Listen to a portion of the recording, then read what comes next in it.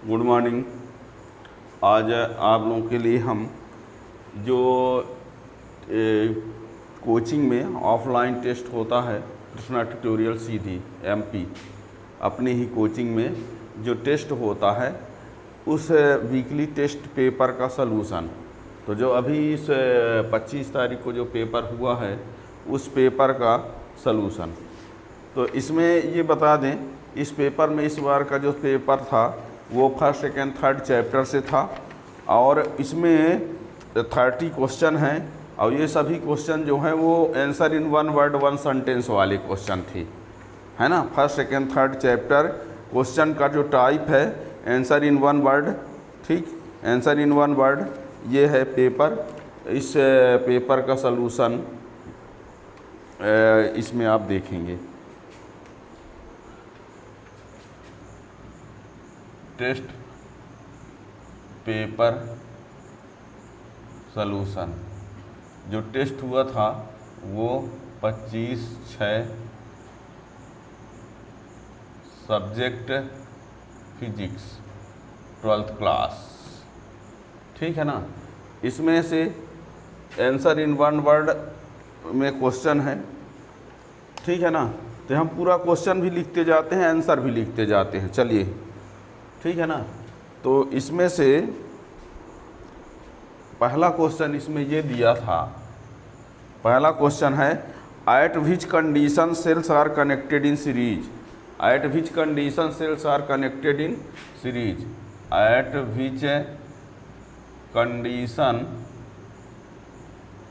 Sales are connected in series, ये है question. At which condition cells are connected in series, यानी cell को series में कब कनेक्ट करना चाहिए, तो इसका आंसर है व्हेन इसमें internal resistance is more less than to external resistance. ये केस है, सेल को सीरीज में कनेक्ट तभी करना चाहिए जब इंटरनल रेजिस्टेंस एक्सटर्नल रेजिस्टेंस से मोर लेस देन हो, ये इसका आंसर है, ठीक।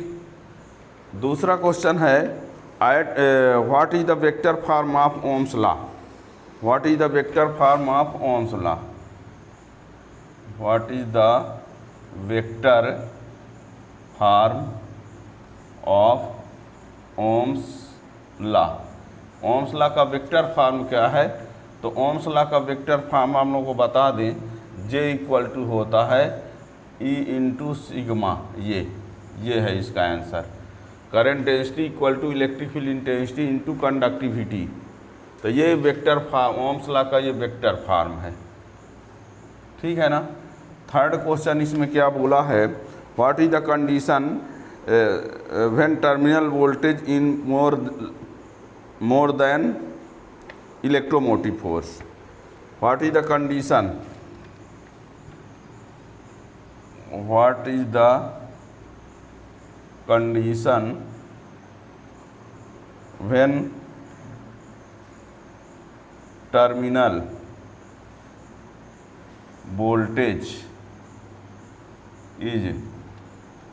More than electromotive force, what is the condition, what is the condition when terminal voltage is more than EMF, वह कौन सी कंडीशन होगी जब टर्मिनल वोल्टेज EMF से बड़ा होगा। वैसे जनरली ये टर्मिनल वोल्टेज जो है EMF से छोटा होता है, लेकिन एक केस होता है जब बैटरी को चार्ज कर रहे होते हैं, जब बैटरी को चार्ज कर रहे होते हैं, चार्ज किया जा रहा होता है, उस समय टर्मिनल वोल्टेज बड़ा होता है। तो यहाँ लिखेंगे ड्यूरिंग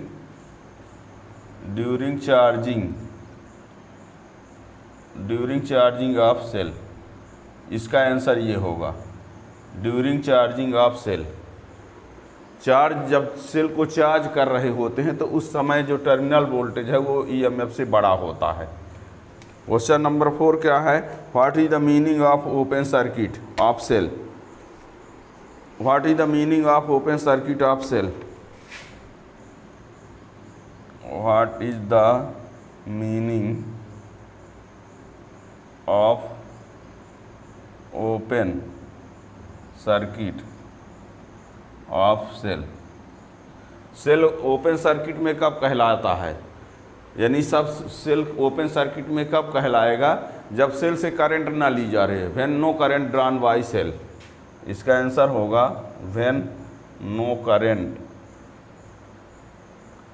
ड्रॉन फ्रॉम सेल। जब करंट सेल से करंट ना ले रहे होंगे, when no current drawn from cell या no current drawn by cell. ठीक है, जब सेल से करंट ना ले रहे होंगे तो उस समय जो सेल होगा ओपन सर्किट में कहा जाएगा। ठीक है ना।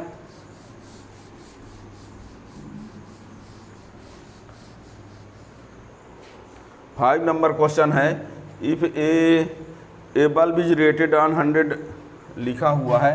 5 number, A bulb is rated on 100 W to 20 V, find its resistance. यानी इसका रेजिस्टेंस क्या होगा। एक बल्ब है, उस बल्ब में 100 W 220 V लिखा हुआ है, उसका रेजिस्टेंस कितना होगा। इसका मीन्स हुआ कि P की वैल्यू, इसका मीन्स है कि P की वैल्यू कितना दिया गया है, ये 100 W, और ये V की वैल्यू कितना दिया है ये।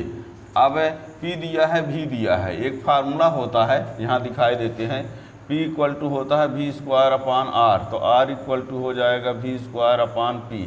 तो ये 220 वोल्ट का स्क्वायर और ये 100, ये कितना आया। इसका आंसर होगा R इक्वल टू 484 ओम, ये इसका। ठीक है ना।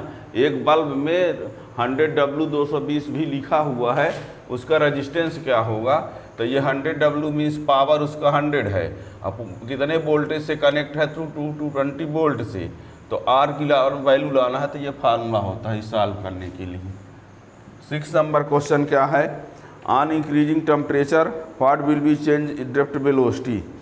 क्वेश्चन लिखा है on increasing temperature what will be change in drift velocity. Drift temperature increase करेंगे तो ड्रिफ्ट वेलोसिटी पर क्या चेंजिंग होगी, तो इसका आंसर तो होगा डिक्रीज। कैसे, drift velocity Vd equal to होता है EV टाउ अपान ml, ये एक फार्मूला है। और ये बता दें, जब टेम्परेचर बढ़ाते हैं तो ये टाउ की वैल्यू घटती है। टाउ क्या है, रिलैक्सेशन टाइम। तो जब टेम्परेचर बढ़ाते हैं तो टाउ डिक्रीज होता है, जब टाउ डिक्रीज होगा तो Vd भी क्या होगा, डिक्रीज होगा। तो इसका राइट आंसर क्या होगा कि on increasing temperature what will be change in drift velocity, तो ड्रिफ्ट वेलोसिटी क्या होगी, डिक्रीज होगी। ठीक है ना। फिर लिखा है what is the relation between kilowatt hour and joule. इसमें लिखा है what is the relation between kilowatt hour and joule, ये है क्वेश्चन। तो इसका आंसर जो है वो क्या होगा, 1 kilowatt hour equal to 3.6 into 10⁻⁶ joule, ये होता है इसका राइट आंसर होगा। अब 8वां नंबर क्वेश्चन क्या है, right formula for resistivity of conductor. Formula for resistivity of conductor, formula for resistivity of conductor. किसी कंडक्टर की रेजिस्टिविटी का फार्मूला क्या होता है, तो रो इक्वल टू होता है rho equal to m upon n square tau. ये रेजिस्टिविटी का फार्मूला होता है। ठीक है, resistivity rho equal to m upon n square tau. 9 number question क्या है, what is the unit of conductivity. Conductivity की यूनिट क्या होगी, what is the unit of conductivity. तो कंडक्टिविटी की यूनिट जो होता है लिखे देते पहले question, what is the unit of conductivity. तो इसका आंसर होगा ohm inverse into metre inverse. ये इसी को चाहे तो साइमन इंटू मीटर इनवर्स लिख सकते हैं, है ना, ओम इनवर्स मीटर इनवर्स या कि साइमन इंटू मीटर इनवर्स, ठीक है ना। तो ये 10 नंबर क्वेश्चन में क्या दिया है, electric iron is based on, इसमें लिखा है electric iron is based on. Electric iron किस पर बेस्ड होता है, तो इसका राइट आंसर है heating effect of electric current, इसका ये answer, heating effect of electric current. जो इलेक्ट्रिक आयरन जो होता है किस पर बेस्ड है, heating effect of electric current पर, ठीक। और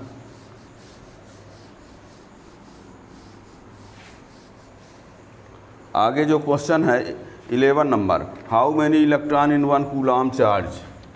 11 नंबर क्वेश्चन में लिखा है how many electron in 1 coulomb charge. एक कूलम यदि चार्ज है तो उसमें इलेक्ट्रॉन कितने होंगे।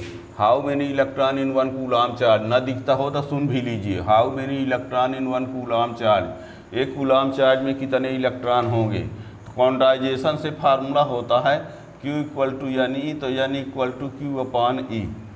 अब चार्ज कितना दिया 1, और ये 1.6 इंटू 10 टू द पावर -19, इसको सॉल्व करेंगे तो ये 10/16 हो जाएगा, पॉइंट हटाएंगे तो ये इतना हो गया, पॉइंट हटा दिया, इसको एक जीरो इसको दे देते हैं तो ये 100 इंटू 10 टू द पावर 18, और ये 6.25 इंटू 10 टू द पावर 18, इसका आंसर होगा।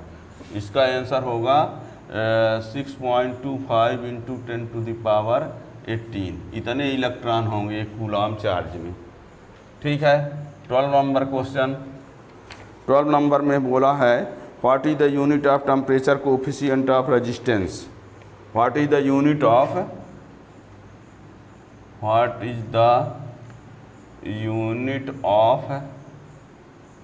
Temperature coefficient of resistance. What is the unit of temperature coefficient of resistance, तो इसकी यूनिट डिग्री सी इनवर्स या कि फिर केल्विन इनवर्स, चाहे डिग्री सी इनवर्स लिख दो चाहे केल्विन इनवर्स लिख दो, ठीक है।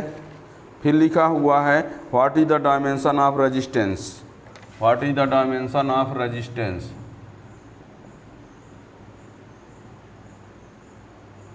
डायमेंशन ऑफ रेजिस्टेंस, तो रेजिस्टेंस का डायमेंशन क्या होगा, तो ये mL²T-3a-2 होता है, ये इसका डायमेंशन फार्मूला ये होगा। 14 नंबर क्या है, example of non ohmic resistance. Example of non ohmic resistance, non ohmic resistance का एग्जाम्पल क्या है, तो इसमें आपको बता दें diode, transistor, diode PN junction diode, tunnel diode, ये तो ये इसका एग्जाम्पल है, ठीक है। फिर ये लिखा है right the physical quantity having unit coulomb per volt. Right the name of physical quantity, right the name of physical quantity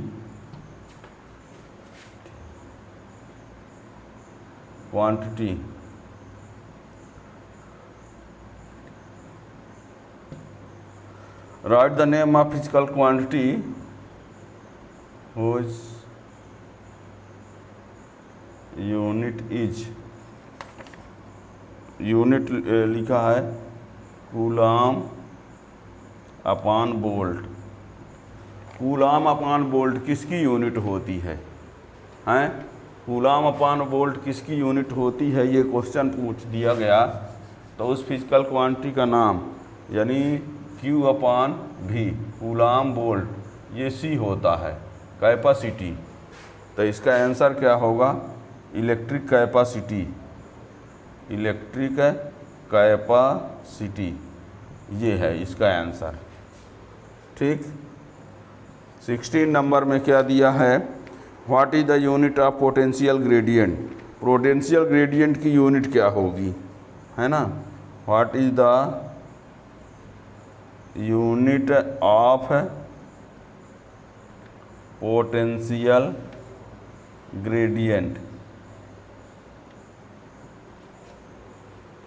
potential gradient dV upon dx होता है। पोटेंशियल ग्रेडियंट क्या होता है? dV अपान dx, और ये dV अपान dx intensity के बराबर होता है। ठीक है ना? पोटेंशियल ग्रेडियंट इंटेंसिटी के बराबर होता है, तो इसकी यूनिट न्यूटन कूलाम इनवर्स या कि volt meter inverse. Newton coulomb inverse लिख दो, चाहे वोल्ट मीटर इनवर्स लिख दो, दोनों हो जाएंगे। ठीक है ना? 17 नंबर,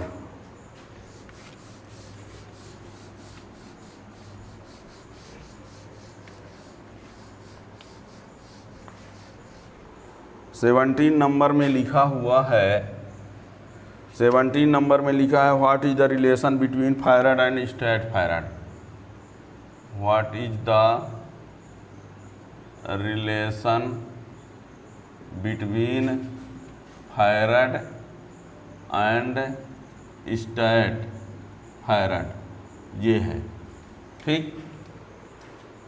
तो इसमें होता है 1 फैराड इक्वल टू होता है 9 × 10⁻11 स्टेट फैराड। ठीक।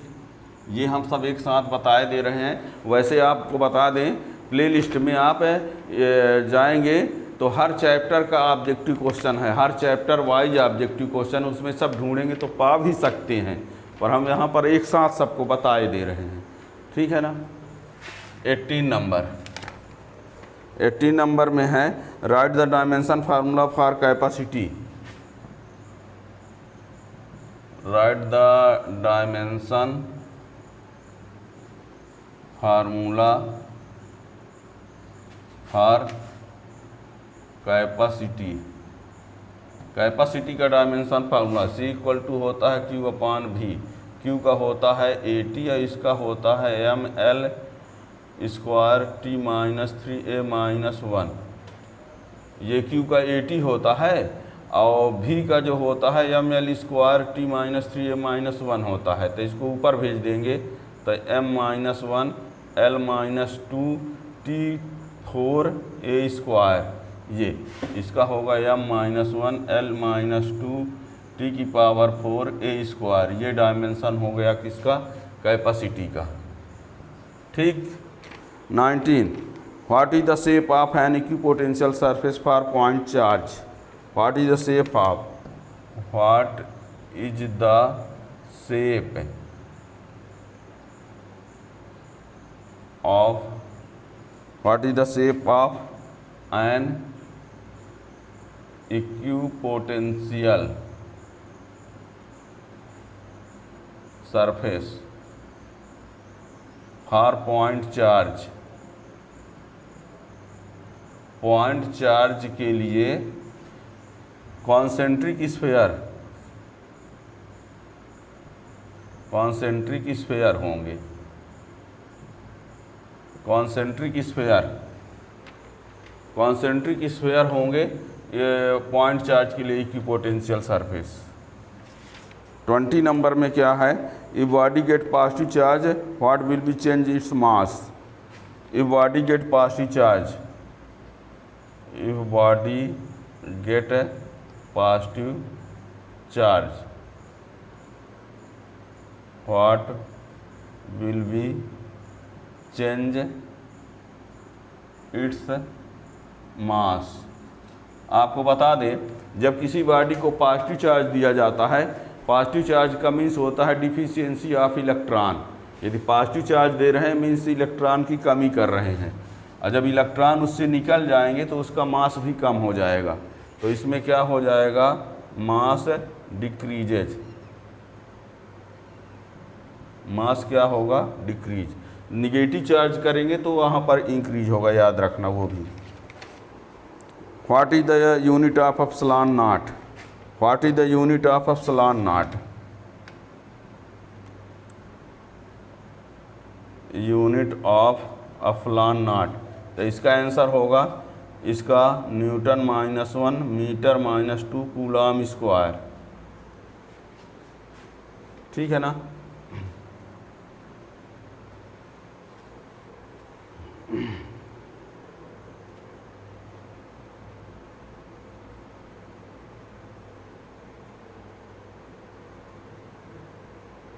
इसको देखिए,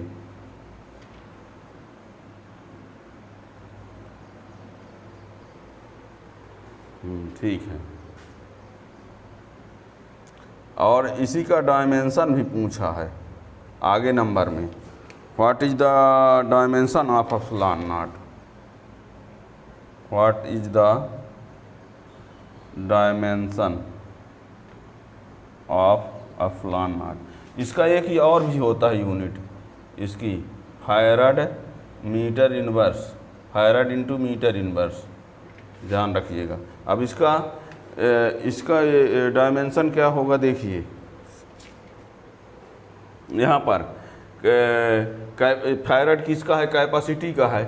तो कैपेसिटी का तो हो गया -1 L -2T power 4 A square, और ये मीटर इनवर्स तो L इनवर्स है ना, मीटर लेंथ के लिए। तो ये क्या हो जाएगा, M -1 L -3T 4 A square, इसका हो जाएगा M -1 L -3T 4 A square, ये इसका डायमेंशन, ठीक। 23, what is the value of fundamental charge, fundamental charge की वैल्यू क्या होती है, what is the value of fundamental charge, fundamental charge की वैल्यू क्या होती है, एक इलेक्ट्रॉन का चार्ज जितना होता है, ये हो गया 1.6 × 10⁻⁻19 कूलम, ये है फंडामेंटल चार्ज की वैल्यू, ठीक है। अब 24 नंबर क्वेश्चन,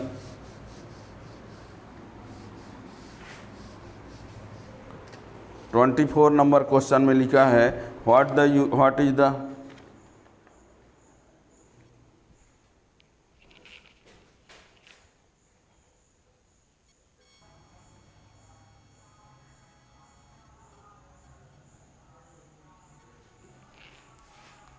ये लाइट गोल हो गई थोड़ी सी। तो इसमें 24 वाला क्वेश्चन देख लीजिए, 5-6 क्वेश्चन तो और हैं। तो 24 क्वेश्चन में दिया गया है what is the unit of dielectric constant, what is the unit of dielectric constant, dielectric constant. तो इट है नो यूनिट, इसकी कोई यूनिट नहीं होती है, डाइलेक्ट्रिक कांस्टेंट की कोई यूनिट नहीं है। Question number 25, torque on dipole in uniform electric field, torque on dipole in uniform electric field, electric field में कोई डाइपोल है तो उस पर टार्क टाउ इक्वल टू होता है PE sin थीटा। ये सब फार्मूला प्रूव करके बताए जा चुके हैं, प्लेलिस्ट में सब आप चैप्टर वाइज देख सकते हो। 26 number, what is the direction of dipole moment, what is the direction of dipole moment. तो डाइपोल मोमेंट जो है एक वेक्टर क्वांटिटी, इसकी डायरेक्शन जो होती है negative charge to positive charge, negative charge to positive charge, ये होता है। निगेटिव चार्ज से पॉजिटिव चार्ज की तरफ होता है डाईपोल मोमेंट की डायरेक्शन। ठीक। 27 नंबर, इसमें क्या लिखा हुआ है, what is the point on dipole where electric potential is zero. What is the point on dipole where electric potential is zero. Dipole के किस पॉइंट पर पोटेंशियल जीरो होता है, तो उसका आंसर है इक्वेटोरियल पोजीशन। इक्वेटोरियल पोजीशन या कि centre of dipole. Centre of dipole, centre of dipole और इक्वेटोरियल पोजीशन में इलेक्ट्रिक पोटेंशियल क्या होता है, जीरो होता है।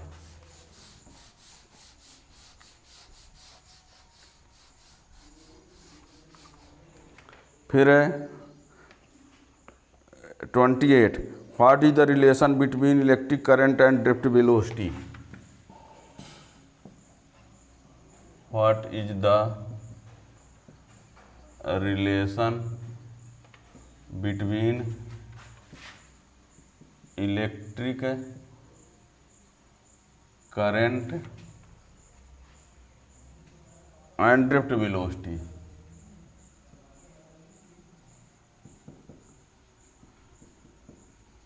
इलेक्ट्रिक करंट और ड्रिफ्ट वेलोसिटी के बीच क्या रिलेशन होता है, थर्ड चैप्टर में इसको आप अलग से प्रूफ के साथ देख सकते हो, है ना। I इक्वल टू होता है NAVDE, electric current drift velocity का ये रिलेशन है। 29 क्वेश्चन में क्या बोला है, इफ़ है, इसमें बोल रहा है इफ़ Q1 को हम हाफ कर दें, Q2 को भी हाफ कर दें, R को भी हाफ कर दें, Q1 को हाफ कर दें, Q2 को हाफ कर दें, R को हाफ कर दें, then what will be change